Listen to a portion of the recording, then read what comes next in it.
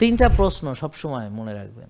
যেই কাজ করলে আল্লাহ খুশি হবেন, যেই কাজ করলে আপনার স্বাস্থ্য ভালো থাকবে, যেই কাজ অন্য কারো ক্ষতির কারণ হবে না, এই কাজ ছাড়া সব কাজই গুনার কাজ।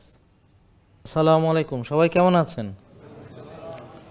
আলহামদুলিল্লাহ, আল্লাহর দরবারে আমরা লাখো কোটি শুকরিয়া আদায় করি।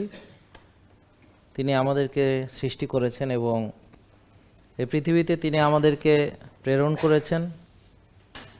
পৃথিবীকে সুন্দর করে তিনি আমাদের জন্য উপযুক্ত করে সৃষ্টি করে এবং আমাদের খাদ্য কী ধরনের বাতাস আমাদের জন্য উপযুক্ত, পানি, সব কিছু সুন্দর করে তিনি সৃষ্টি করে তবেই তিনি আমাদেরকে পৃথিবীতে পাঠিয়ে আবার নিয়মকানুন দিয়েছেন যে আমরা যে নিয়মকানুনগুলো আমরা ফলো করব এবং যেভাবে ফলো করে আমরা এই পৃথিবীতে ভালো থাকবে, যাবতীয় সব কিছু তিনি বিধান দিয়ে তবেই আমাদেরকে তিনি পৃথিবীতে পাঠিয়েছেন। তো আমরা যদি ব্যতিক্রম চলাফেরা করি, অর্থাৎ নিয়ম লঙ্ঘন করি, তাহলে আমরা ভালো থাকব না। তো এখন যে রোগগুলোতে মানুষ আক্রান্ত হচ্ছে, যেগুলোর চিকিৎসা আপনারা ওষুধ দিয়ে করার চেষ্টা করছেন, তো এরকম যেমন ডায়াবেটিস। তো এখানে কারো ডায়াবেটিস আছে? কার কার আছে? ঠিক আছে। তো যারা অনলাইনে দেখছেন আপনারা হয়তো জানেন যে আমাদের এটা লাইভ সম্প্রচার হয়, অর্থাৎ এখানে এসে আপনি যে দেখছেন এই প্রোগ্রামটি আবার বাসায় বসেও দেখা যাবে। তা আমাদের ফেসবুক এবং ইউটিউবে সরাসরি এই লাইভটি সম্প্রচার হচ্ছে। তো এটা আপনারা ফেসবুক থেকে বা ইউটিউব থেকে সরাসরি লাইভ দেখতে পারবেন, যে যার অবস্থানে আছেন। যেমন এই মুহূর্তে সারা পৃথিবীর বিভিন্ন জায়গা থেকে যারা দেখছেন কমেন্ট করে জানাবেন কে কোথা থেকে দেখছেন, এবং যারা নিয়মিত দর্শক তারা সবাই কমেন্ট করবেন এবং শেয়ার করবেন, এবং আপনাদের সাউন্ড শুনতে অসুবিধা হচ্ছে কিনা বা ভিডিও দেখতে সমস্যা হচ্ছে কিনা এগুলো কমেন্ট করে জানাবেন। আমরা যথাসাধ্য আমাদের এই আলোচনাটা চেষ্টা করব যেন আপনাদের কোনো একটা কাজে লাগে, অর্থাৎ উপকারে লাগে। আপনারাও আমাদেরকে কমেন্ট করে শেয়ার করে সবাইকে, ফ্রেন্ডদেরকে ইনভাইট করে তাদেরকে ট্যাগ করে সাহায্য করবেন যেন এটা সবার মাঝে ছড়ায়। তিনটা প্রশ্ন সবসময় মনে রাখবেন। যদি এই কথাটা সেশনের শেষে বলে, আজকে আগেই বলছি, সেটা হলো যেই কাজ করলে আল্লাহ খুশি হবেন, যেই কাজ করলে আপনার স্বাস্থ্য ভালো থাকবে, যেই কাজ অন্য কারো ক্ষতির কারণ হবে না, এই কাজ ছাড়া সব কাজই গুনার কাজ। বুঝেন নাই কথা? সবই গুনার কাজ। কি গুনাহ? যে একটা হলো নিজেকে ধ্বংস করা, ওটা আল্লাহর হুকুমে নাই। আর একটা হলো আল্লাহর কথা অমান্য করে আল্লাহকে অসন্তুষ্ট করা, সেটাও আল্লাহর হুকুমে নাই। আর অন্যের হক নষ্ট করাও আল্লাহর হুকুমে নাই। তো এই তিনটা প্রশ্ন করবেন যে কোনো কাজ করার সময়। এর বাইরে যাই করবেন সব আপনার, এখন কোনো কাজ সময় নষ্ট হচ্ছে অযথা, কোনো সেটা দুনিয়া আখেরাত কোনো কাজেই লাগতেছে না, সময় নষ্ট হচ্ছে। একটা হলো দুনিয়ার আপনি একটা কাজ করতেছেন, সেটা দিয়ে আপনি আয় রোজগার করতেছেন, সেটার অবশ্যই দরকার আছে, কারণ টাকা না থাকলে এরকম প্রতিষ্ঠান চালানো যাবে না। আজকে আমাদের প্রতিষ্ঠান আছে বলে আপনাদের ফ্রি সেবা দিতে পারতেছি, না থাকলে ফ্রি সেবা আপনি পাইতেন না। আপনি বিনামূল্যে ডাক্তার দেখাইতেছেন, আমার সেশন শুনতেছেন ফ্রি অফ কস্ট, তারপরে পুষ্টিবিদকে দেখাবেন বিনামূল্যে, তারপরে এখানে জিমের পরামর্শ শিখাবে বিনামূল্যে। তো এই সেবা আপনি পাবেন না যদি প্রতিষ্ঠান না থাকে। এই সেবাগুলো আপনি কিভাবে পাবেন? আমাদেরকে তো সরকার টাকা দেয় না, বরং উল্টা টাকা নিয়ে নেয়, প্লাস আরও জরিমানা করে, আরও মনে করেন অন্যান্য লোকজন পাঠায় আমাদেরকে বিপদে ফেলানোর জন্য। তারা তাদের যতগুলো প্রতিষ্ঠান আছে সেগুলো আমাদের বিপদে ফেলানোর জন্য তারা ব্যবহার করে। কিন্তু আমরা যে লাখ লাখ মানুষকে বিনামূল্যে সেবা দিলাম এবং লক্ষ লক্ষ লোক ওষুধ মুক্ত হলো, এই জন্য তো রাষ্ট্রীয় মর্যাদা এবং পুরস্কার দেওয়ার কথা। তো সেটা না করে রাষ্ট্রযন্ত্রকে ব্যবহার করে আমাদেরকে যেন আমরা এই কাজ না করতে পারি। কেন? কারণ তাদেরকে উস্কানি দেয়া হলো, মানে যারা পছন্দ করে যে আপনারা রুগী থাকেন, যারা পছন্দ করে আপনারা ওষুধ খান, যারা পছন্দ করে আপনারা সুস্থ না হয়ে রুগীই থাকেন, সারা জীবন খালি ওষুধ খান আর ডাক্তার দেখান আর অপারেশন করেন, সেটাই বিজনেস। কিন্তু একটা রুগী সুস্থ থাকলে, একটা লোক যদি সুস্থ হয়ে যায় সে তো রুগী থাকে না। তো রুগী না থাকলে সে তো ওষুধও খাবে না, ডাক্তারও দেখাবে না, অপারেশনও করবে না, হ্যাঁ, তার তো মনে করেন কোনো খরচ নেই। আমরা যদি নিজেকে নিজে ধ্বংস করি, কেউ আছে রক্ষা করবে? তা এখন কি হলো যে একটা লোক সে নিজে নিজে একটা সমস্যা বানাইয়া ডাক্তারে বলে, স্যার আমারে ভালো করে দেন, তো স্যারে কেমনে ভালো করে দেব? তো স্যারে ওষুধ দিব, তো ওষুধ খেয়ে খেয়ে কী হবো দেখেন না আপনারা। তো বলেন যে একটা লোক 20 বছর ধরে ওষুধ খায়, তার এই যে ওষুধের পার্শ্ব প্রতিক্রিয়া আছে কিনা সেটা বলেন। তাহলে সব বাদ দেন, খালি ওষুধের পার্শ্ব প্রতিক্রিয়া যদি 20 বছর হয় তাহলে সেটার কি অবস্থা হবে এটা বলেন, এটা বোঝেন কিনা? তাহলে একটা লোক 20 বছর ওষুধ খায় আর একটা লোক কোনো ওষুধ খায় না, তাহলে কে ভালো থাকবে বলেন তো? তো এটা বোঝার জন্য একটা কমন সেন্স তো কি আশ্চর্য, এখন আমি তো অবাক, কিরে কমন সেন্সও নাই কেন মানুষের?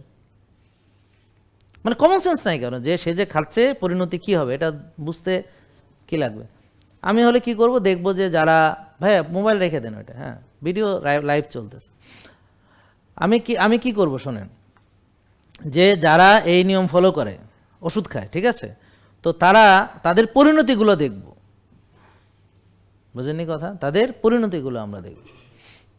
আমি কি করছি, আজকে আমার মাথায় ঠাস করে একটা মাথায় বুদ্ধি আসছে মানে হঠাৎ একটা চিন্তা আসছে কি, যে খেয়াল করেন যে বিভিন্ন যারা এই যে এই আইনস্টাইন বলেন বা বড় বড় বিজ্ঞানী বা অনেক বড় বড় যাদেরকে চিনেন, আপনারা কোনোদিন তাদের জীবনের শেষ পরিণতিগুলো দেখেছেন কার কেমন হয়েছে?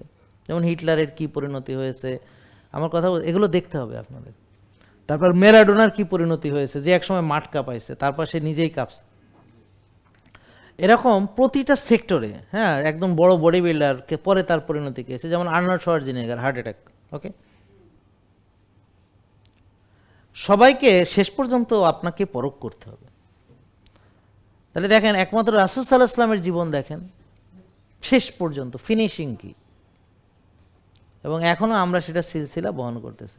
তা আপনি বিখ্যাত একজন হলে হবে না, আপনার সিলসিলা থাকতে হবে, আপনার ফিনিশিংটা কেমন হচ্ছে সেটাও থাকতে হবে, বুঝেননি কথা?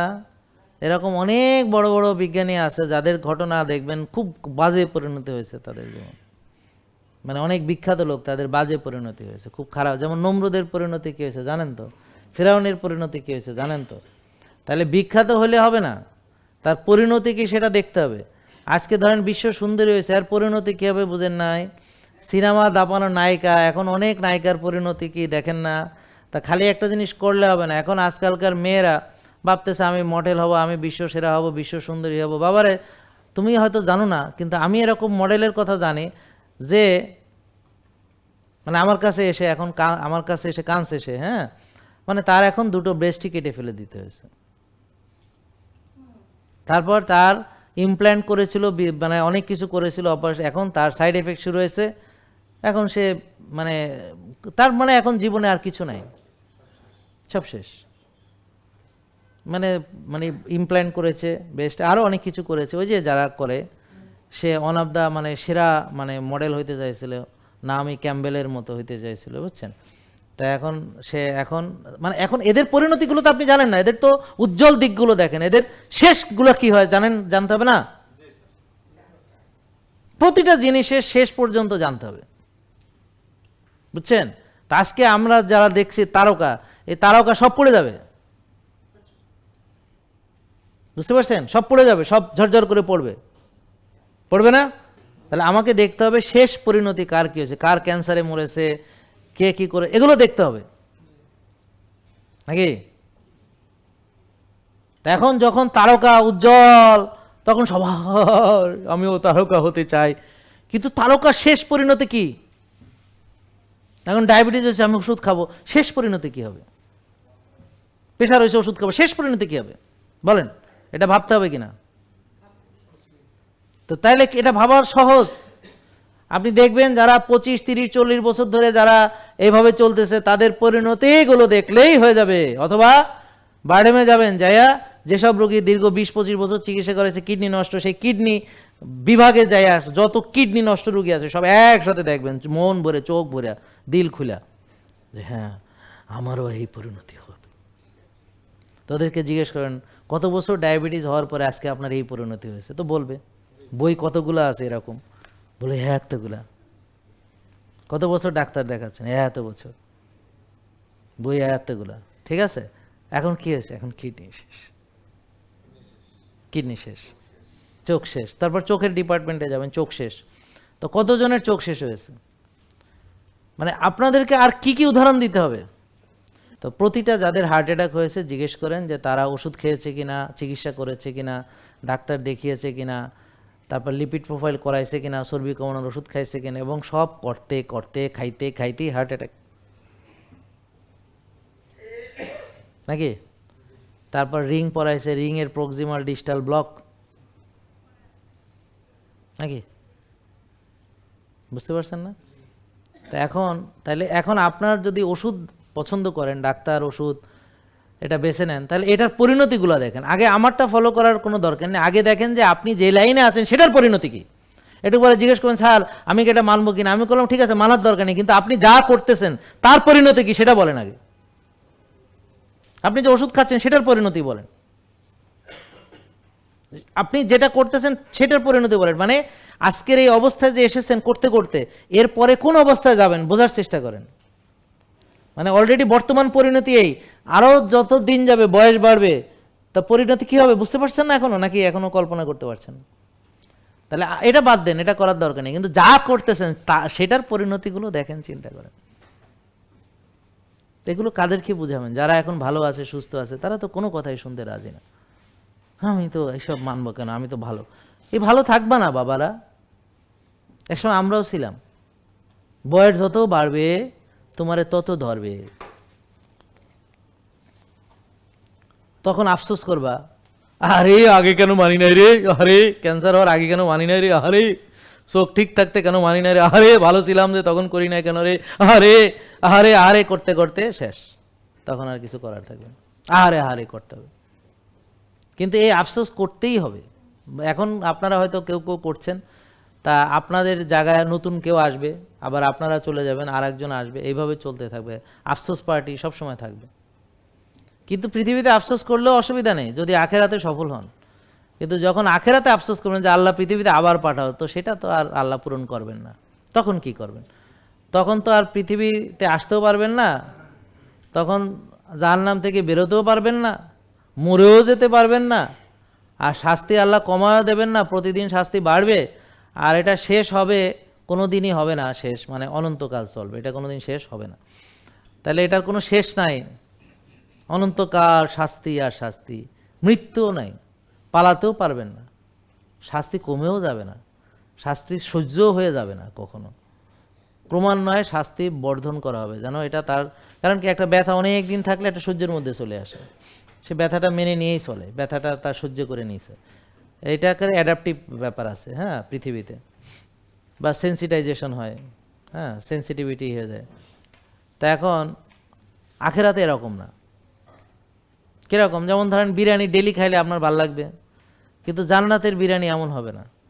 আশা করি জান্নাতে বিরিয়ানি পাওয়া যাবে ইনশাল্লাহ। যে আমরা যে স্যাক্রিফাইস করছি এখন খাচ্ছি না, তো যারা পৃথিবীতে মদ খাবে না তারা জান্নাতে শরাব পান করবে, আর পৃথিবীতে খেলে জান্নাতে পাবে না, তাই তো?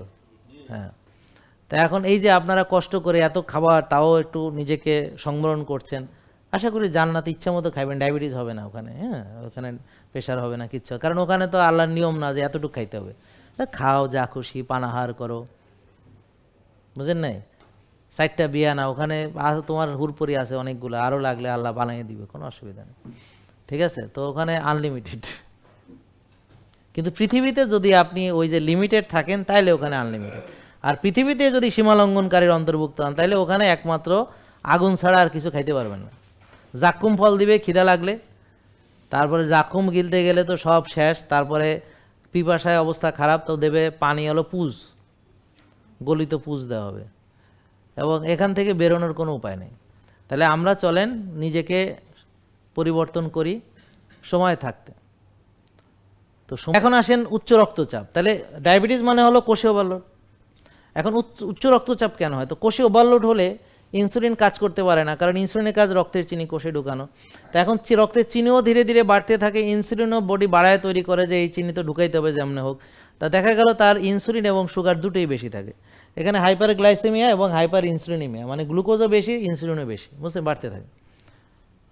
তা এখন অতিরিক্ত ইনসুলিন এবং অতিরিক্ত গ্লুকোজ অতিরিক্ত লবণ ধরে রাখে, লবণ পানি ধরে রাখে, ব্লাডের ভলিউম বাড়ে, প্রেশার বাড়ে, রক্তনালীতে চর্বি জমে যায়, তো রক্ত থাকার জায়গা কমে যায়, আর টেনশনে রক্তনালী সংকুচিত হয়। তাহলে উচ্চ রক্তচাপের মূল তিনটি কারণ কি কি?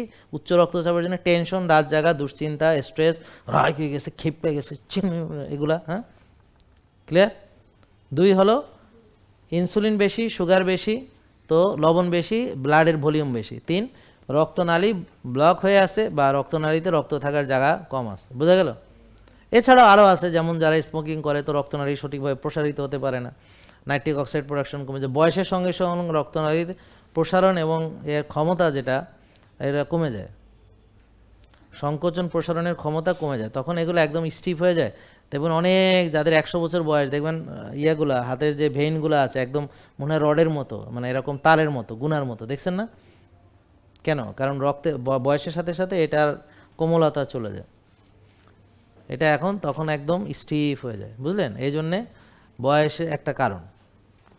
তো এখন যে যত কোমল রাখতে পারবে তার ত্বক এবং তার নমনীয় রাখতে পারবে রক্তনালী, সে ততদিন বার্ধক্যে পৌঁছাচ্ছে না, বয়স যাই হোক না কেন। আর যে অল্প বয়সেই ব্লক বানায় সে অল্প বয়সে বুড়া। বুঝতে পারছেন? তা এখন আপনারা উচ্চ রক্তচাপের চিকিৎসা ওষুধ দিয়ে করতেছেন, কিন্তু উচ্চ রক্তচাপের চিকিৎসা হলো ব্লাড ভলিউম কমানোর জন্য সুগার নর্মাল রাখতে হবে 5-6, ইনসুলিন 4-5, ঠিক আছে? আর হলো রক্তনালী ক্লিন রাখতে হবে, আর মানসিক প্রশান্তি এবং ভালো ঘুম এগুলো চর্চা করতে হবে, ঠিক আছে নাকি? এটা দিয়ে হচ্ছে প্রেশার। আমাদের যত রোগীর প্রেশার ওষুধ ছেড়েছে তারা এই নিয়ম মেনে ছেড়েছে, কিন্তু কেউ হয়তো টেনশনে বেড়ে যায়, কারো হয়তো বয়স বেশি কারণে হয়তো পুরোপুরি নর্মাল হচ্ছে না, কারো হয়তো রক্তনালীতে ক্যালসিফাইড হয়ে গেছে যার কারণে ওটা ভালো হচ্ছে না। তো এই জন্যে কারো হয়তো সামান্য ওষুধ লাগে, কারো লাগে না, এক একজন এক এক রকম। এটা যে যত ভালো মানতে পারে আর যার কন্ডিশন যত ভালো সে, আর যে মনে করেন নতুন সেটা একদম 100% ভালো হবে ইনশাল্লাহ, আর যারা ইয়াং তারা 100% ভালো হবে ইনশাল্লাহ। কিন্তু যাদের বহুদিন ধরে ওষুধ খেয়েছে, বহুদিন সিগারেট খেয়েছে, বহুদিন মদ্যপান করেছে, ড্রাগ অ্যাডিকশন ছিল অনেক দিন, মানে অনেক দিন ধরে অনিয়ম করেছে, বা অনেক রকমের ওষুধ খেয়েছে অনেক দিন ধরে, তো যত বেশি ইনজুরি হয়েছে, যার যত দিন গিয়েছে, বা বয়সও একটা কারণ, তো তাদের কারো পুরোপুরি হয়তো রিভার্স নাও করতে পারে, কারণ ওই যে বললাম আঙ্গুল কেটে ফেললে আর যতই লাইফস্টাইল মানেন এটা আর গজাবে না। দাঁত এখন যেটা আছে একটা তো পড়ে যে আর একটা উঠছে, এখন যেটা আছে পড়লে ওটা আর কোনো দিন গজাবে না, আপনি যত লাইফস্টাইল মানেন না কেন, কোনো দিন এটা আর গজাবে না, নাকি মনে থাকবে? তাহলে উচ্চ রক্তচাপের মূল কারণ জানলাম। তাহলে এটার চিকিৎসা কি? কোষ খালি করা, রক্তনালী ক্লিন করা, ইনসুলিন কমানো, সুগার কমানো। তো এখন ইনসুলিন সুগার কমাইলে এখন উচ্চ রক্তচাপের রুগী কেমনে ভাত খাবে? তো ভাত খেলে সুগার বাড়ে, ইনসুলিন বাড়ে, রুটি খেলে সুগার বাড়ে, ইনসুলিন বাড়ে। তো এখন কোনো ডাক্তার আপনাকে বলেছে কোনো দিন যে উচ্চ রক্তচাপের রুগী ভাত খাওয়া যাবে না? বলে কি কুসুম খাওয়া যাবে না, বলে কি ঘি খাওয়া যাবে না। তা এখন কুসুম ঘি তো আপনি খান নাই, তা আপনার উচ্চ রক্তচাপ কি কমেছে? ওষুধ কি ছাড়তে পেরেছেন? ওষুধ থেকে বের হয়ে আসতে পেরেছেন? নাকি ওষুধ ছেড়ে দিলেই প্রেশার বেড়ে যায়? কোনটা? তাইলে যদি আপনি মূল কারণ ঠিক না করেন, ওষুধ খেয়ে প্রেশার কমান, কিন্তু ওষুধই খাইতে হবে, ওষুধ থেকে বেরোনো তো যাবেই না, বরং যত দিন যাবে ওষুধের পরিমাণ বাড়বে, তারপর অনেক ওষুধ খেতে হবে। কিন্তু অনেক ওষুধ খেয়েও কোনো কি লাভ হবে না, কারণ ক্ষতি হবেই, ক্ষতির হাত থেকে বাঁচা যাবে না, কারণ মূল কারণ তো দূর করেননি। তাহলে ডায়াবেটিসের মূল কারণ কোষে ওভারলোড, কোষ খালি করেন নাই। প্রেশারের যে মূল কারণ সেটা দূর করেন নাই। ফ্যাটি লিভারের মূল কারণ হচ্ছে লিভারে চর্বি জমে গেছে, তো লিভার খালি করতে হবে, আপনি সেটাও করেন না, আপনি শুধু ওষুধ খাইছেন, তো এভাবে হবে না। তাহলে এই মূল কারণ কিভাবে দূর হবে? ওই নিয়ম মেনে। নিয়মগুলো কি কি? রোজা রাখা, হালাল তৈব খাওয়া, 1 ভাগ খাওয়া, প্রসেসড আল্ট্রা প্রসেস ফুড না খাওয়া, সাময়িকভাবে চিনি জাতীয় খাবার বন্ধ রাখা, এর বিপরীতে মাছ, মাংস, ডিম, শাক, সবজি, তেল, ঘি, ভালো ভালো অর্গানিকগুলা অল্প অল্প পরিমাণে খাওয়া, ওই যে 1 ভাগ বলে গেলে চল। তারপর হচ্ছে রোজা রাখা, ব্যায়াম করা, কায়িক শ্রম করা, মানসিক প্রশান্তির চর্চা করা, 8টা শ্বাসের ব্যায়াম আছে করা, খালি পায়ে ঘাসে হাঁটা, গ্রাউন্ডিং, আর্থিং করা, কফি এনামা করা, ডিটক্সিফাই করা, পেটের ব্যায়াম করা, হ্যাঁ, এমনি অন্যান্য ব্যায়াম করা, শরীরের ইসের জন্যে, শক্তির জন্য একরকম আছে, ব্যালেন্সের জন্য একরকম আছে, আরও অনেক ধরনের আছে। আর হলো ভালো ঘুমাতে হবে, অবশ্যই আর্লি ঘুমাতে হবে, ভোরে উঠতে হবে, এবং পুরুষরা মসজিদে গিয়ে 5 ওয়াক্ত নামাজ পড়তে হবে, নাহলে সার্কাডিয়ান রিদম সেট হয়ে যাবে। কি আমি এখন জোহরের নামাজ কোথায় পড়বো, আমি এখন আসরের নামাজ কোথায় পড়বো? যেমন আজকে আমার দাওয়াত আছে, আমি বললাম কি আমি তো নামাজ পড়ে যাইতে হবে, কারণ আর নাহলে পথে কোথায় নামাজ চলে যাবে। তা আমি জামাতে নামাজ পড়ি বহুদিন হয়েছে আলহামদুলিল্লাহ, যে এক ওয়াক্ত মিস হবে না। তা আমরা চেষ্টা করি, মিস হলে হতে পারে, কিন্তু আমাদের চেষ্টা আছে মিস না করার জন্য। তা এখন এই জন্যে কোথাও গেলে কোন মসজিদে নামাজ পড়বো, কোন ওয়াক্ত কোথায় হবে, এটার হিসাব মাথায় রাখতে হবে, চেষ্টা করতে হবে আর কি। আর সফরে তো কিছু মানে আমাদের মাফ আছে, কিন্তু তবুও আমরা চেষ্টা করব। তো এইভাবে নামাজ কেন্দ্রিক চিন্তা করলে আপনার সার্কাডিয়ান রিদম ঠিক হয়ে যায়।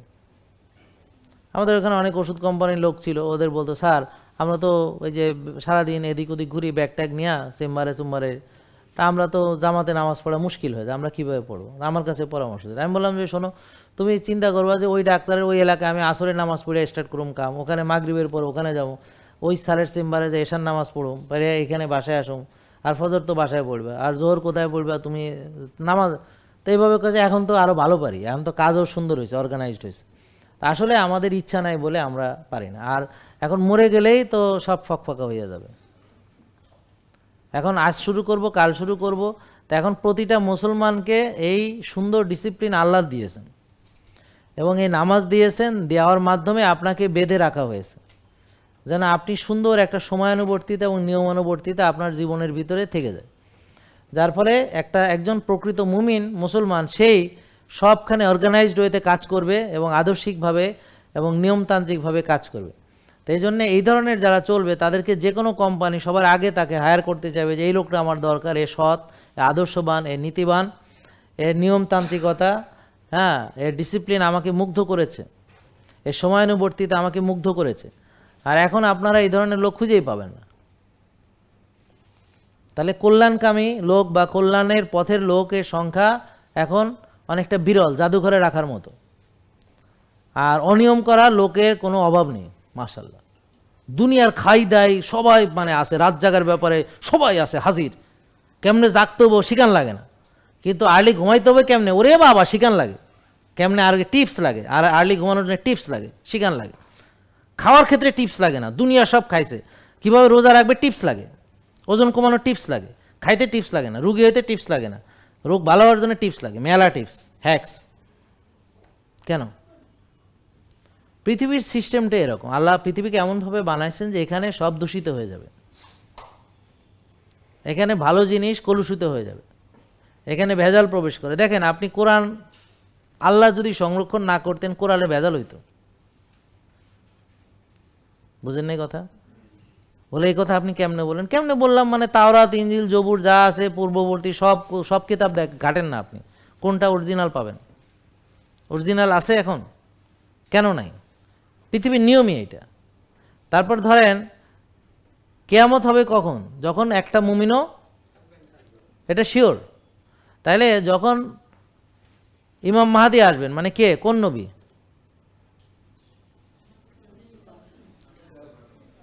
কোন নবী আসবে? হ্যাঁ, তো ঈসা আলাইহিস সালাম আছেন না এখনো জীবিত? উনি কোথায় আছেন? আবার আল্লাহ ওনাকে নামাবেন, ঠিক আছে? তো তখন দুনিয়া কেমন হবে জানেন? যে একটা কাফেরও থাকবে না, জানেন?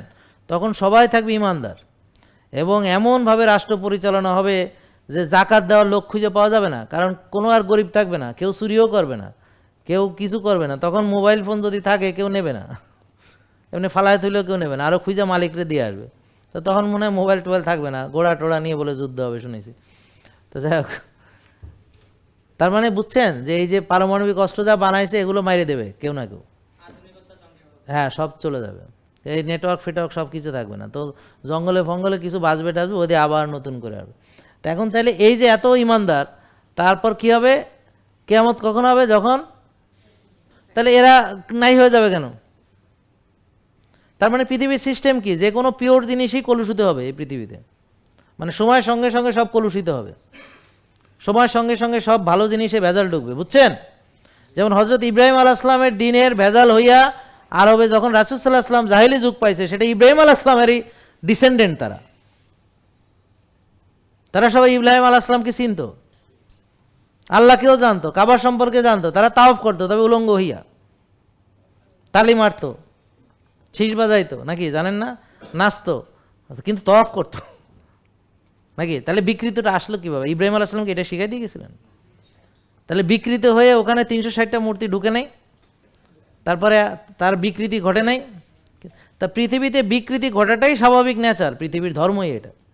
তো এই জন্যে যে কোনো পিওর জিনিসই বিকৃতি আসবে, বুঝতে পারছেন? তো এই কারণে কি বোঝাতে যাচ্ছে যে আপনার ভালো অভ্যাস থাকবে না ভাই, খারাপটা চলে আসবে, বুঝতে পারছেন? যদি ভালো অভ্যাস থাকতো তাহলে সবাই নিয়মে চলতো, সবাই জানে ব্যায়াম ভালো, সবাই জানে নিয়ম ভালো, সবাই জানে ঘুম ভালো, বেশি খাওয়া ভালো না এটা জানে না, একটা ছোটো বাচ্চাও বুঝে এটা, প্রসেসড আল্ট্রা প্রসেসড ফুড খাওয়া না এটা এখন সবাই জানে, হ্যাঁ। তারপরে নিয়মানুবর্তিতা ভালো এটা সবাই জানে, বুঝতে পারছেন? এটা সবাই জানে না বলেন? সোর্স জানে না চুরি করা অপরাধ, নাকি জানে তো নাকি? যারা মসজিদ থেকে জুতা নেয় ওরা জানে না যে এটা অপরাধ? তারপর ওই জুতা যারা কেনে ওরা জানে না চুরি করা জিনিস কেনা অপরাধ, জানে কি না? তো যাই না, এখন চোর এসতে বড় চোর হইলো ওই জুতা যারা কেনে, কারণ ওরা যদি না কিনতো জুতাটা তাহলে চোরে চুরিও করতো না, কারণ চুরি করে লাভ কি, কেউ তো কিনবে না, চোরাই জিনিস কিনবে না, বুঝতে পারছেন? তাই জন্য সবচেয়ে বড় ধ্বংস হলো এরা। এখন আপনি যদি বলেন হ্যাঁ আমাকে আমার এই করছে সেই করছে, আসলে আমি বলবো আসলে আপনি নিজের দিকে আগে তাকান, আয়নায় নিজের চেহারাটা দেখেন, যে আপনারা ডাক্তাররা কি করছে তার আগে আপনি নিজের কি করছেন সেটা বলেন আগে। আপনি নিজেকে কি করছেন সেটা বলেন, আয়নায় নিজের চেহারা দেখেন, যে নিজেকে কতটুকু সময় দিচ্ছেন, কতটুকু যত্ন নিছেন, কতটা নিজেকে গুরুত্ব দিছেন, কতটা স্বাস্থ্যে খাবারে কতটা গুরুত্ব দিছেন, কতটা নিয়মতান্ত্রিক জীবনযাপনে গুরুত্ব দিছেন, আপনি নিজেই চিন্তা করেন। এখন দেননি কেন, তার উত্তর হলো, যদি আমরা গড়পড়তে একটা উত্তর দিই, এটা হলো কেউ দেয় না এই জন্য আমি দেই নাই। বলেন, কেউ দেয় না আমি দেই নাই, মানে আমি অন্য সবার মতো। তো সমাজে সবাই মানে ওই বান্দরের মতো অনুকরণ প্রিয়, তো সবাই যা দেখে হ্যাঁও তাই করে, সবাই যেমনেন আছে এমনেন আছে, হ্যাঁ সবাই রাত জাগে হ্যাঁও রাত জাগে, সবাই দেরি করে ওঠে হ্যাঁও দেরি করে ওঠে, হ্যাঁ সকালে মসজিদে মাত্র কিছু 2-4টা লোক যায়, মানে 1-1.5-2 আড়াই কাতার হয়, আর বাকিরা কেউ যায় না, তো সে সবার দলে আছে, সে সংখ্যাগরিষ্ঠ। তা এখন রুগীরা এখন সংখ্যাগরিষ্ঠ, ডায়াবেটিস এখন সংখ্যাগরিষ্ঠ, তাহলে সবার ঘরে ফার্মেসি আছে কি নাই, ওষুধ ভর্তি কিনা সবার ঘরে, কে খায়, তার মানে সব ঘরেই রুগী, তাহলে রুগীর সংখ্যা মাশাল্লাহ মাশাল্লাহ। এখন কেন, কারণ ওই যে সব ফলোয়ার, আল্লাহর ফলোয়ার না, না কার ফলোয়ার, হ্যাঁ। তো ইবলিসকে ফলো করলে কি হবে, পৃথিবীতে যা হওয়ার তো হচ্ছে আপনারা টের পাইতেছেন, আর আখেরাতে আরো বড়টা বকে বসে আছে। তাহলে ইবলিস হলো কিছু না, জাস্ট আপনি ইবলিসকে চেনার জন্য আল্লাহ যা নিষেধ করেছে সেটাই ইবলিস, সিম্পল, অ্যাজ সিম্পল। ধরেন একটা মনে চিন্তা এসেছে, সেটা ওই চিন্তা নিয়ে আপনি চিন্তা করুন, এই চিন্তাটা যে আসলো এই কাজটা যদি করি এটা কি আল্লাহ খুশি হবে, না। এটা কি আমার স্বাস্থ্যের জন্য ভালো হবে, না। এটা কি মানুষের ক্ষতি হবে, হ্যাঁ হতেও পারে বা নাও হতে পারে সেটা, কিন্তু এই দুটো উত্তর যখন না পাইলেন বা এটা তাহলে বুঝবেন যে এটা ইবলিস। বা যে কোনো তিনটার যে কোনো একটা উত্তর যদি না হয়, যে আল্লাহ পছন্দ করবে কিনা, না, অথবা অন্যের ক্ষতি হবে কিনা, হতে পারে, হ্যাঁ, অথবা আমার মনে করেন যে স্বাস্থ্যের জন্য ক্ষতি হবে কিনা। তো এইভাবে আপনি চিন্তা করেন, চিন্তা করে যে এই প্রশ্ন তিনটা সবসময় ভাববেন, তো এই তিনটা প্রশ্নের ভিতরে ইবলিসকে খুঁজে পাওয়া যাবে সহজ হিসাব। যদি দেখা যায় চিন্তাটা এমন যে মানে স্বাস্থ্যের ক্ষতি হবে না কিন্তু আল্লাহ খুশি হবে, তাইলে বুঝবেন এটা ইবলিস।